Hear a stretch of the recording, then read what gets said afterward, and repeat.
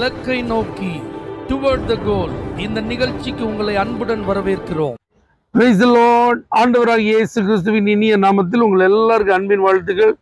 1 Samuel 30:6 தாவீது தன் தேவனாகிய கர்த்தருக்குள்ளே தன்னை திடப்படுத்தி கொண்டான்.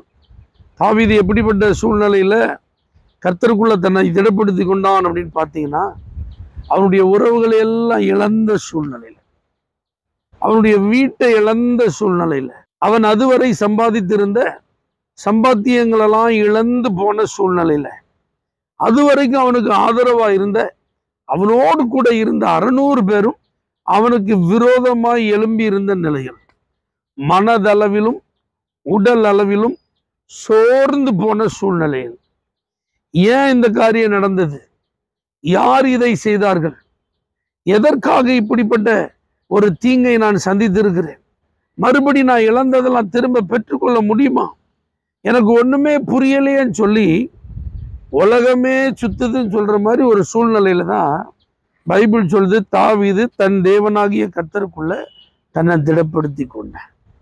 மிகப்பெரிய மனிதன் எலியா சோர்ந்து போனப்ப தூதன் வந்து தட்டி எழுப்பி போஜனம் பண்ணு 2 தடவை சொல்லி, நீ பண்ண வேண்டிய பிரயாணம் வெகு தூரம்னு சொன்ன பிறகு குகைக்குள்ள போய் படுத்ததுக்கு அப்புறம் கர்த்தர் வந்து, எலியாவே உனக்கு இங்க என்ன காரியம் அப்படின்னு எழுப்பி விட்டார்.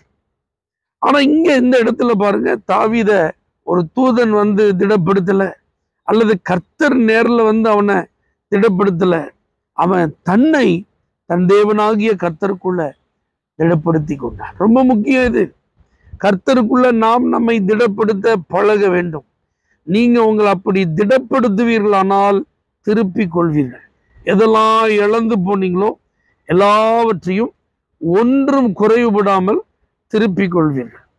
எப்படி இவனால் கர்த்தருக்குள் தன்னை திடப்படுத்த முடிந்தது? அவனுக்கு தான் யார் என்பதும் தெரியும், தன்னுடைய தேவன் யார் என்பதும் தெரியும். தான் யார்?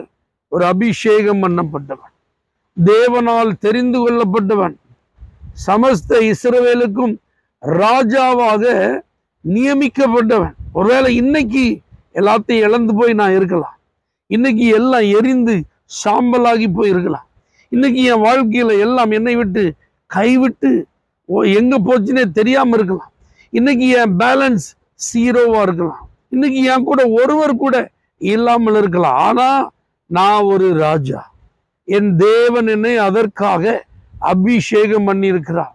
அந்த ஆண்டவர் நிச்சயமா என் மேல அபிஷேகத்தை வச்சிருக்கிறதுனால, அந்த அழைப்பை எனக்கு தந்திருக்கிறதுனால, அந்த ஆண்டவர் என் கூட இருக்கிறதுனால நான் என்ன திடப்படுத்தி கொள்ள முடியும் அப்படிங்கிற ஒரு சூழ்நிலைக்கு அவன் தன்னை ஆயத்தப்படுத்தான். ஏன்னா தாவீதை நீங்க கவனிச்சு பாருங்க, எப்பொழுது கர்த்தரை எனக்கு முன்பாக வைத்திருக்கிறேன், அவர் என் வலது பாரிசத்தில் இருக்கிறார், அவர் எனக்கு நிழலா இருக்கிறார், அவர்தான் என்னுடைய பலன், அவர்தான் என்னுடைய நம்பிக்கை அப்படின்னு சொல்லி கர்த்தரையே சார்ந்திருப்பதை வழக்கமாக கொண்டவன்.